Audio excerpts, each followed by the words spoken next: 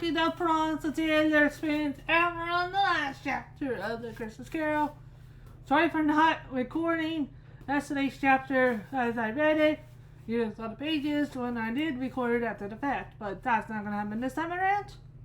Anyway, chapter 5, the end of it. Yes, and the best post was his own. The bed was his own. The room was his own. Best and happiness of all. The time before him was his own, to make him mention. I live in the past, the present and the future, Scrooge repeated, as he scrambled out of bed. Spirits of all three shall strive within me, old Jacob Marley. Heaven and Christmas, the Christmas time be praised for this. I say it on my knees. Oh, Jacob, on my knees.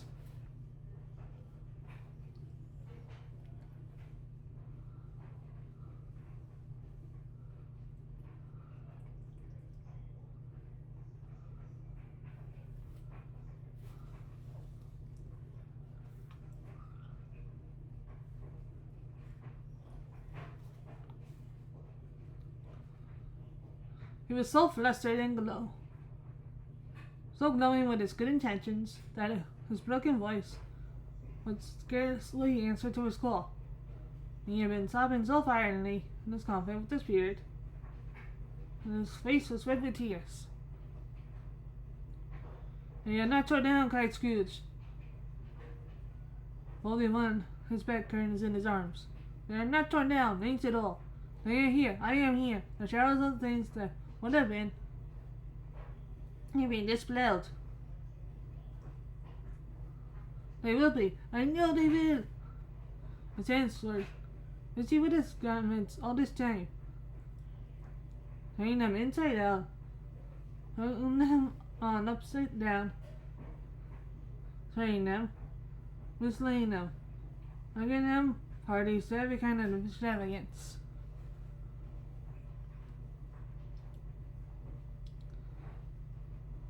"I don't know what to do," cried Scrooge, laughing and crying in the same breath, and making a big raccoon of himself with his stockings. I was light as a feather, as happy as an angel, as merry as a schoolboy, and as giddy as a drunken man. And I kissed everybody, and Happy New Year to all the world. Hello there, whoop! Hello! He had burst into the room and was now standing there, perfectly winded.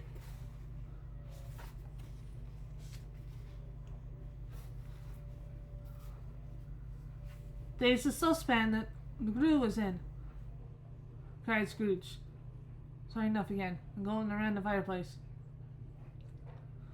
"There's the door by which the ghost of Jacob Marley entered. There's the corner where the ghost of Christmas present sat. There's the window where I saw the wandering spirits. It's all right. It's all true. It all happened. Ha ha ha ha!" Really, for a man who had been out of practice for so many years, it was a splendid laugh. A most luxurious laugh. The father of a long, long line of brilliant laughs.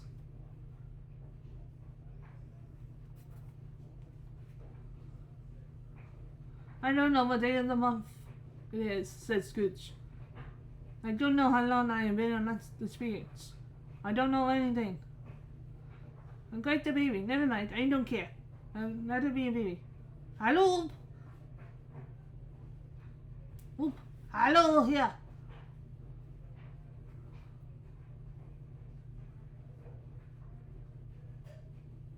He was tricked in his transports by the churches, ringing out rustiest pearls he had ever heard. Clash, clang, hammer, ding, dawn, bell. Bell, dawn, ding, hammer, clang, crash. Oh, glorious, glorious!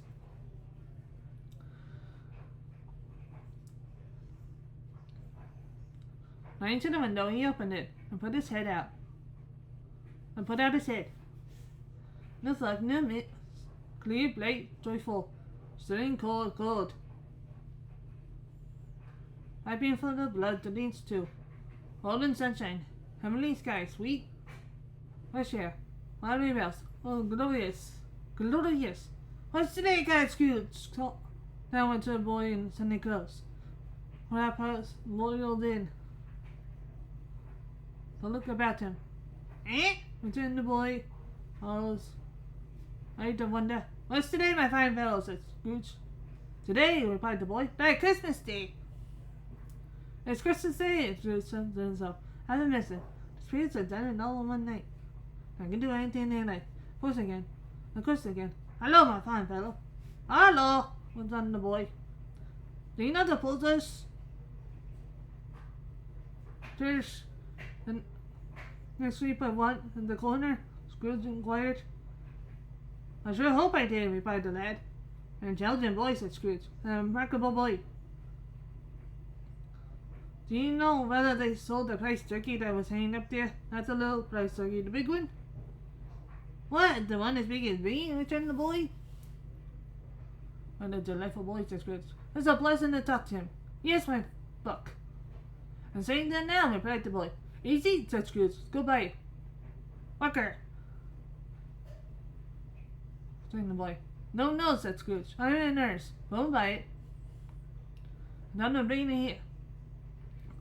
Then I made give them the direction to where to take it.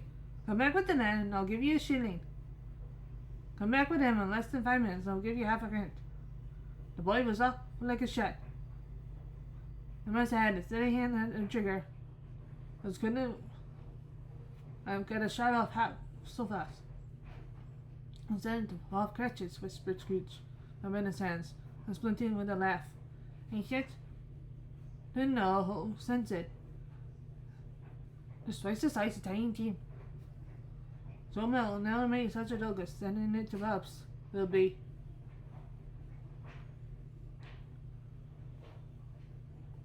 And which he wrote the address was not a steady one, but he did, somehow. I went downstairs to open the street door. I ain't fit to come in a poulterer's man. He just stood there waiting his arrival, and not gonna caught his eye. I shall love it as long as I live, cried Scrooge, having it with his hand. I scarcely never looked at it before.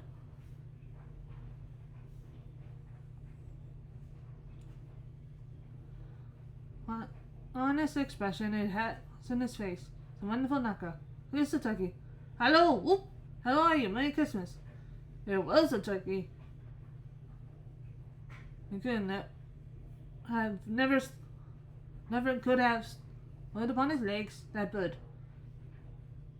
He would have snapped them off, short off, a minute, like this makes us feeling wax.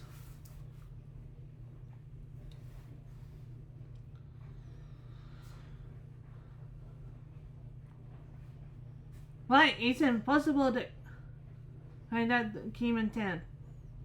That's good. You must have a cap.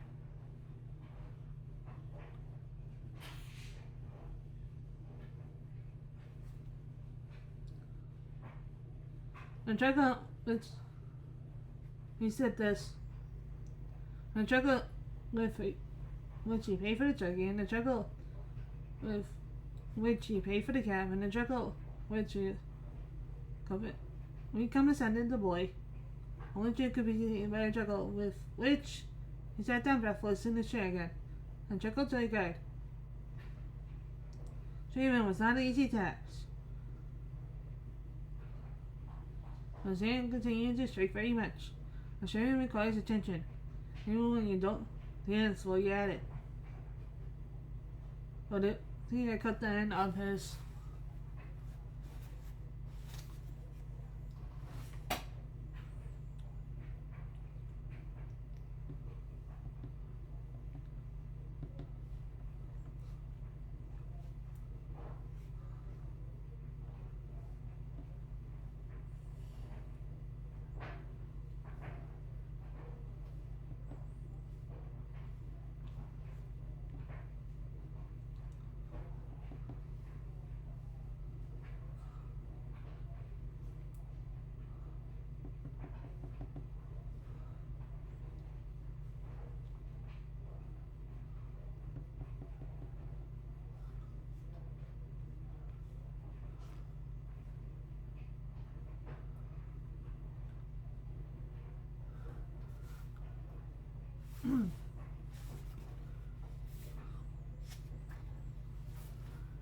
Nose off. Scrooge, why are you getting your nose off for? Don't shave your nose off for. Don't shave it off. He would have put the pieces. Nice plaster over it. We quite famished.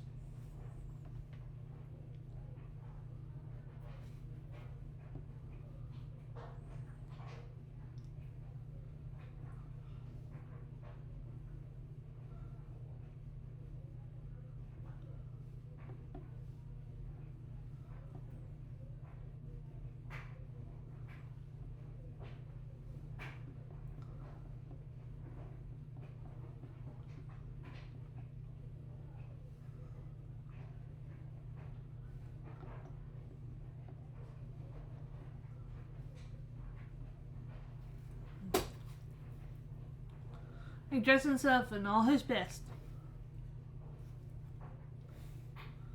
And Les got out into the streets. The people were by this time going forth against with the ghost of the closest present, and walking with his hands behind him.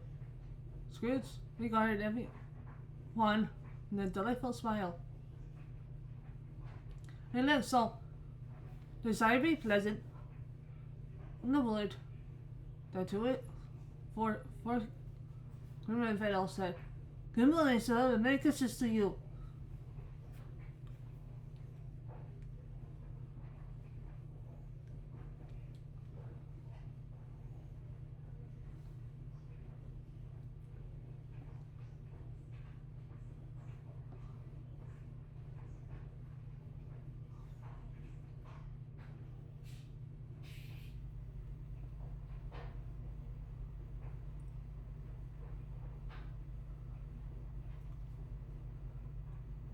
And Scrooge said often afterwards that all the brittle sounds he had ever heard were those with the brightless in his ears.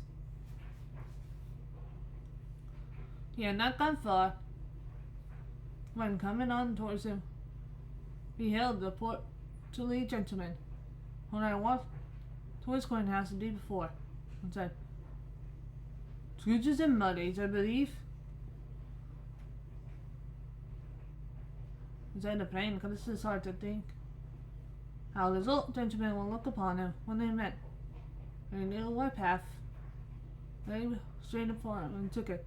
"My dear sir," said Scrooge, picking his face, taking the old gentleman by both his hands. "How do you do? I hope to see you yesterday. That was very kind of you. Merry Christmas to you, Mr. Scrooge." "Yes," said Scrooge, "that is my name.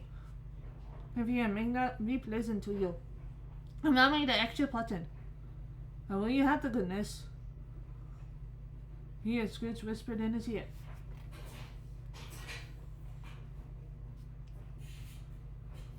"Lord bless me," cried the gentleman, as if his breath were taken away. "My dear Scrooge, are you serious?"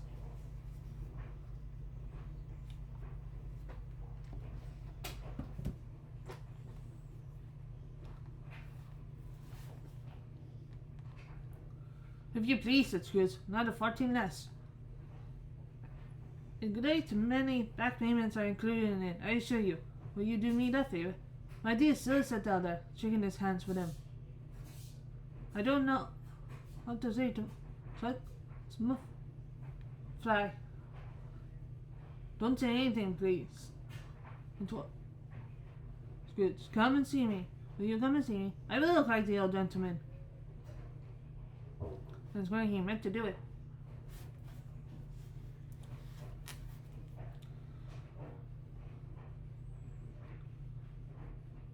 "Thank said Scrooge. "I can sit obliged to you. I'll thank you 50 times. God bless you." He went to church and walked about the streets and watched the people hurrying to and fro. I had children on the head, questioned beggars, and looked down to the kitchens of houses and up to the windows, and found everything could give him pleasure. He never dreamed that anything could give him so much happiness. In the afternoon, he turned his steps towards his nephew's house. He passed the door a dozen times before he had the courage to go up and knock. But he made a dash and did it.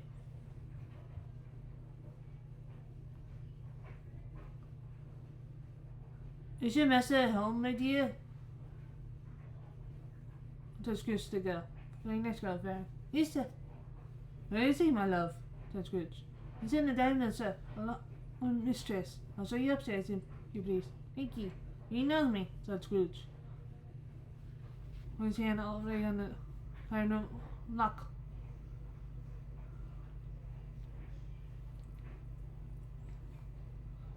I'll go in here, my dear. He turned it gently and slid his face in, behind the door, looking at the table, which was spread out in a great archway. For these young housekeepers were always nervous on such points. I like to see that everything is right. Fred! Said Scrooge. Do you hurt alive? I was niece by marriage started. Scrooge had forgotten. For a moment, as they were sitting in the corner with the footstool, and he wouldn't have done it on any account. Fred, that's my silk, cried Fred. Who is that? Who's that?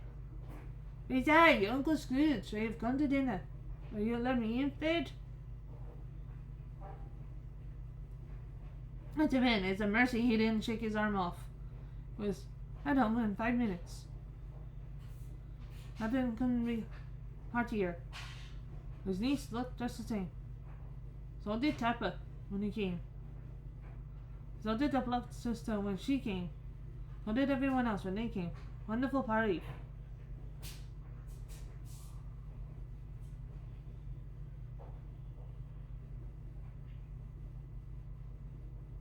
Wonderful party, wonderful games, wonderful humanity, wonderful happiness.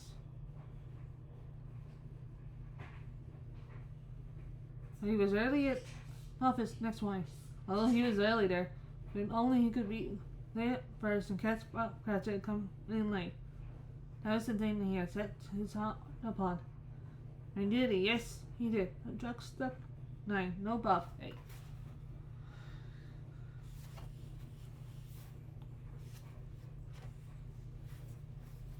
Quarter past. Nope. Up. He's a full 18 minutes and a half behind the sign. Scrooge had with his door wide open. But he might see him come into the tank. His hat was off before he opened the door. His comforter too.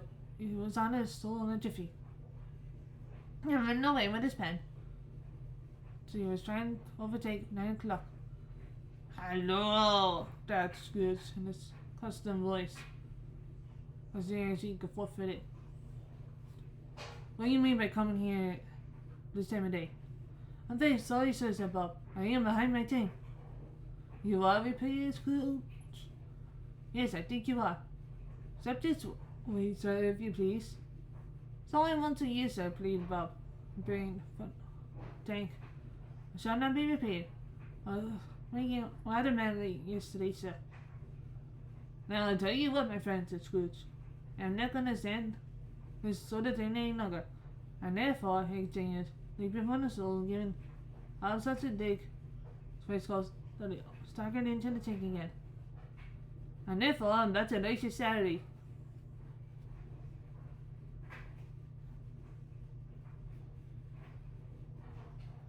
I've trembled. Got a little on the edge of the road, and I'll tell you the idea, knocking Scrooge down with it.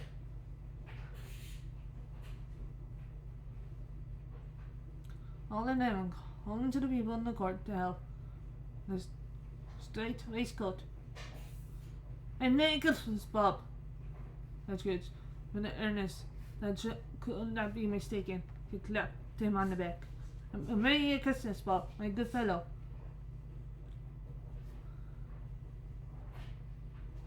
Then I have given you for many a year.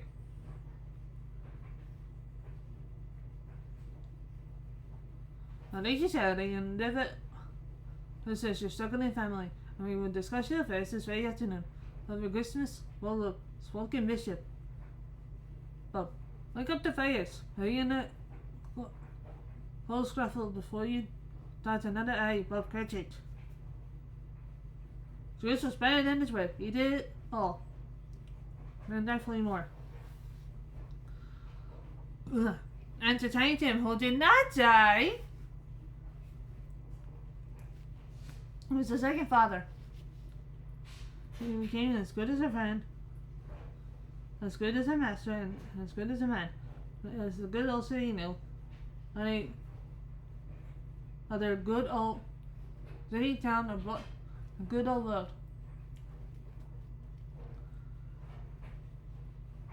Some people laugh to see the alteration in him, but he let them laugh.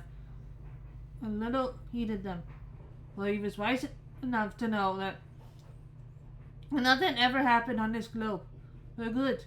And which some people did not have their fill left in the untapped. And knowing that such as these would be blind anyway. They ought it to be quite as well. Let's see, winkle up. Eyes and grins at the milady, less attractive forms. So hard laughed, and that was quite enough for him. And I know I'm very intercourse with spirits. I lit upon the total that's principle. Never afterwards. It was always said to him that he knew how to keep Christmas well. Any man alive possessed the knowledge.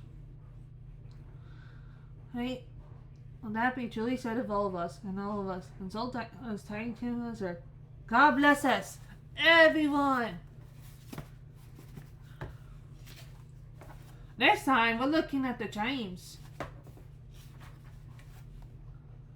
So we see you guys. The weekend ho ho for the chimes and the clicking on the F. Goodbye.